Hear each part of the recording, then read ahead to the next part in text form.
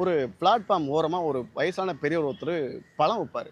நான் அவர்கிட்ட அடிக்கடி பழம் வாங்கியிருக்கேன். நேற்று நைட்டும் அதே மாதிரி ஐயா ஒரு சீப் வாழைப்பழம் கொடுங்க அப்படின்னு வாங்கிட்டு எவ்வளோயான்னு கேட்கும்போது, ஐயா ஏதாவது கொடுத்துட்டு போங்க ஐயா அப்படின்னு கண் கலங்கியபடியே பேசினார். எனக்கு எதுக்கு என்னையாச்சு, ஏன் அழுவுறீங்க, என்னையா பிரச்சனை அப்படின்னு கேட்கும்போது, ஐயா காலையிலேருந்து வியாபாரமே இல்லை, நாளைக்கு மார்க்கெட்டுக்கு போகிறதுக்கு பணம் இல்லையேன்னு கவலையில் உட்காந்துருக்கும்போது ஒரு ஐயா வெள்ளையும் வந்தார்.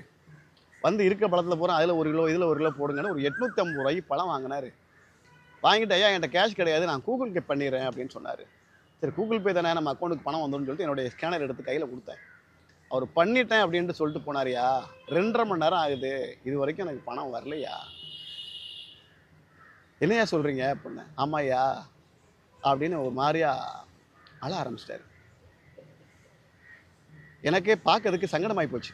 ஏன் இந்த பழத்துக்கு எவ்வளோயா அப்படின்னு சொல்லிட்டு பழத்துக்கு காசை கொடுத்துட்டு, நாங்கள் ஒரு 500 நீங்கள் வச்சுக்கோங்க, நான் நாளையிலேருந்து பழம் வாங்குறப்ப கழிச்சுக்கிறேன் அப்படின்னு சொல்லி கொடுக்கும்போது தயங்கி வாங்கிட்டார். எனக்கு அந்த ஐயாவை பார்க்கும்போது ரொம்ப சங்கடமாக போச்சு. இன்றைக்கி நம்மளில் பல பேர் இந்த மாதிரி ரோட்டில் பழம் விற்கிறவங்க, பிளாட்ஃபார்மில் காய்கறி விற்கிறவங்க, என்ன சின்ன டிஃபன் கடை நடத்துகிறவங்க, சின்ன பொட்டி கடைக்காரங்க, இந்த மாதிரி ஆளுங்களை ஏமாத்துறதுல குறியாக இருக்காங்க.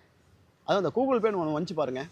யாரோ ஒருத்தருக்கு தெரிஞ்சவருக்கு அனுப்பி விட்டுட்டு நான் உங்களுக்கு தான் அனுப்பிச்சேன் அப்படின்னு சொல்லி அவங்கக்கிட்ட காட்டிட்டு போயிடுறாங்க. இந்த கூகுள் பேயில் நம்ம அக்கௌண்ட்டுக்கு பணம் வந்துருச்சா அப்படின்றத பார்க்க தெரியாத பல வியாபாரிகள் இருக்காங்க. ஆனால் வீட்டில் போய் பசங்கக்கிட்டேயோ பொண்டாட்டியோ கொடுத்து எவ்வளோ வந்திருக்குன்னு பார்க்கும்போது தான் அவங்களுக்கு வந்து பணம் வரலை, நம்ம ஏமாற்றப்பட்டிருக்கோம் அப்படின்றது தெரியுது. இன்றைக்கி பல சூப்பர் மார்க்கெட்டுகளில் பல ஷாப்பிங் காம்ப்ளெக்ஸு, சினிமா தேட்டரு, இங்கெல்லாம் போய் நீங்கள் ஒரு பொருள் வாங்கணும்னா முதல்ல பணத்தை கட்டிட்டு அப்புறம் பொருளை வாங்கன்னு சொல்கிறான். நம்மளை எவ்வளோ கேவலப்படுத்துகிறான். அவங்ககிட்ட போயிட்டு 20 ரூபா பொருளுக்கு 80 ரூபா, 100 ரூபா, 150 ரூபான்னு கொடுத்து நம்ம ஏமாந்துட்டு வரோம். ஆனால் நம்மளை நம்பி ரோட்டோரமாக பிளாட்ஃபார்மில் 5க்கும் 10க்கும் 100க்கும் 200க்கும் கஷ்டப்படுற சில பேரை நம்ம ஏமாத்துறோம். இது எவ்வளோ பெரிய தப்பு. இனி வாழ்க்கையில் அந்த பெரிய மனுஷன் அந்த பழம் வாங்கக்கூடிய ஒவ்வொருத்தனையும் அந்த மனுஷன் சந்தேகப்படுவான்ல.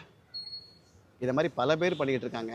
தயவு செய்து சொல்கிறேன், நீ ஒருத்தனை ஏமாற்றணும் அப்படின்னா உன்னால் முடிஞ்சால் பெரிய மாலுக்கு போ. பில் போட்டால் தான் பொருள் தருவேன்னு சொல்கிறான் பார்த்தியா, அவனை ஏமாத்து.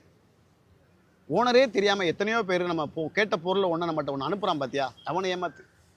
ஆனால் நம்மளை நம்பி நம்ம கூடவே பயணிக்கிற, நம்ம வீட்டு வாசலில் வியாபாரம் பண்ணிக்கிட்டு இருக்க சின்ன வியாபாரிகளை ஏமாற்றி அவங்களுடைய பாவத்தில் விழாதீங்க.